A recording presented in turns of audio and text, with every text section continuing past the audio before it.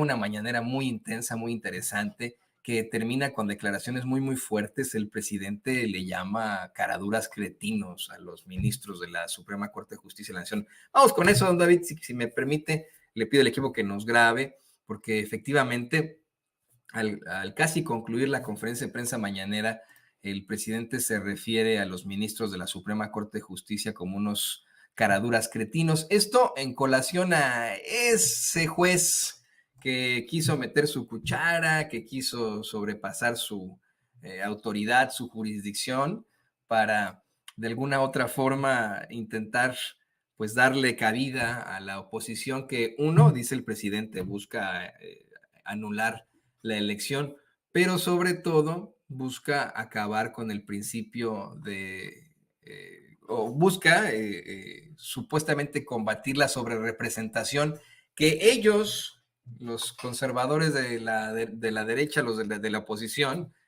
consiguieron con el PRI-PAN-PRD en otras legislaturas. Mire, no escuchamos muy bien a qué se refería Claudia Guerrero, la corresponsal de Reforma, pero a grito pelado, durante la mañanera, le advirtió al presidente sobre un montón de amparos, ¿no? Eso fue lo que le dijo. Y el presidente le comenta que, pues, simple y sencillamente se tiene que esperar a la reforma judicial, aclarando que no se va a perjudicar a los trabajadores del Poder Judicial, sino todo lo contrario, que en todo caso se afectará a las élites, ¿no?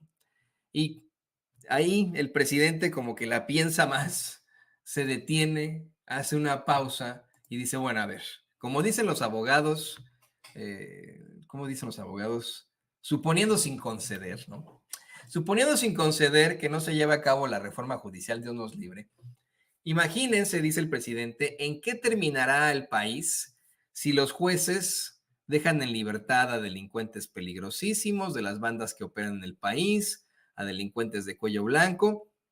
Y es ahí cuando el presidente menciona este caso que incluso ha analizado la doctora Claudia Sheinbaum, el de este juez que se atrevió a ordenarle al Tribunal Electoral del Poder Judicial de la Federación. No se preocupe, no lo vamos a poner, no se preocupe, amigo.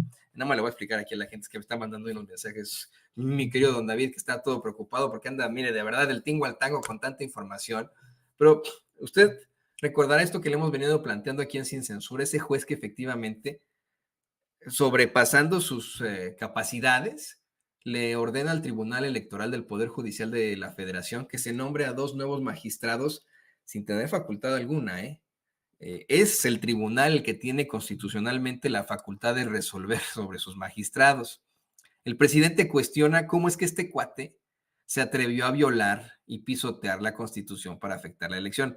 Fue una muy mala decisión del tipo, puesto que ahora no solamente la secretaria de Gobernación, sino varias facciones políticas están buscando su cabeza, están buscando hacerle el juicio político.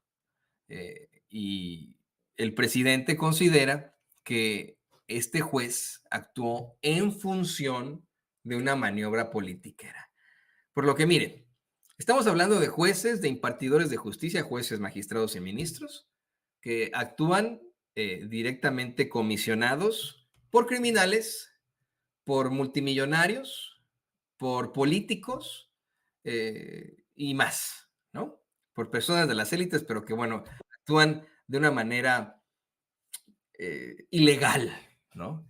Durante la mañanera se menciona el caso lamentabilísimo de pues, el ministro Luis María Aguilar, este ministro que pues viene de la era calderonista, al que se le han cuestionado tantas cosas, que ha tenido tantas determinaciones despreciables en su haber y corruptas, ¿no? Una de las caras más visibles en cuanto a la corrupción en México, Luis María Aguilar, a quien, miren, aquí en Sin Censura, hace algunos años, nos quejábamos de que se dio a conocer que hasta los lentes le pagábamos al tipo, ¿no? Eso es lo de menos.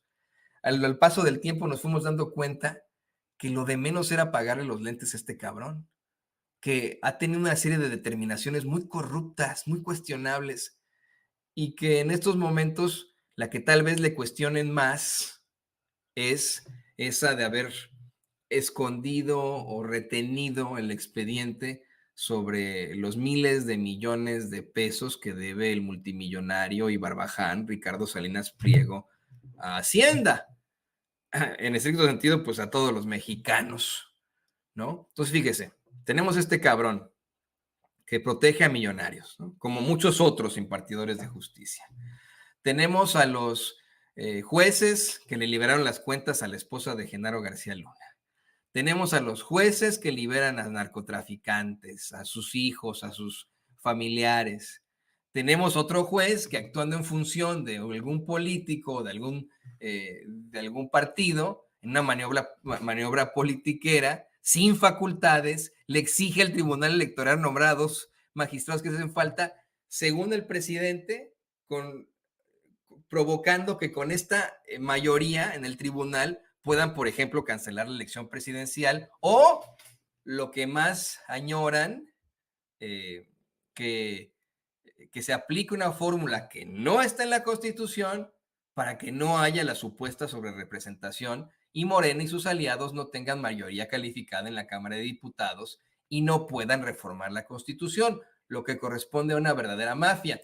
Esto, mire, lo pone López Obrador como un ejemplo de los impartidores de justicia, pero a quienes señala directamente como los verdaderos malos de la película, por decirlo así, a los que les dice caraduras cretinos, es a los ministros de la Suprema Corte de Justicia de la Nación, a quienes, pues dice efectivamente, ¿no?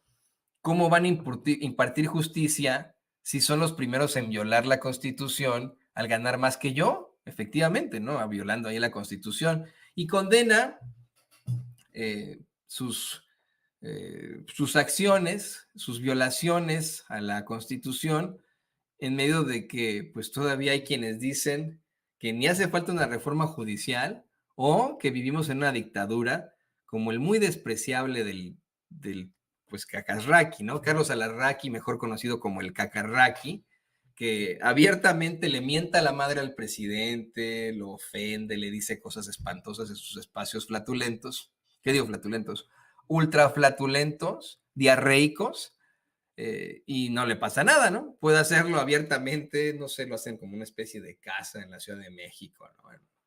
En la que desayunan y despotrican con pura peladez contra López Obrador sin que les pase nada. Miren nada más qué bonita dictadura, ¿no? El presidente incluso termina haciendo un cuestionamiento. Dice, ¿yo qué tengo que ver con Iturbide? ¿En qué me parezco a Santana? ¿Cuál es mi similitud con Porfirio Díaz? ¿Qué tengo que ver con Carlos Salinas de Gortari o en lo internacional? ¿Qué tengo que ver con Hitler, Mussolini, Franco Pinochet? Termina diciendo que él es de Tepetitán, Macuspana, Tabasco, y que es demócrata. Fíjese, yo solamente una vez he tenido la oportunidad de estar ahí en Tabasco. Recuerdo esos calores. De niño, de chiquillo fui a Tabasco y recuerdo sus calores intensos y muy, pero también, ¿no? Lo muy bonito que es ese estado. Nunca he tenido la oportunidad de estar en Macuspana, en Tepetitán, la tierra del presidente López Obrador, pero tal vez Diego Elías Cedillo sí. Le pido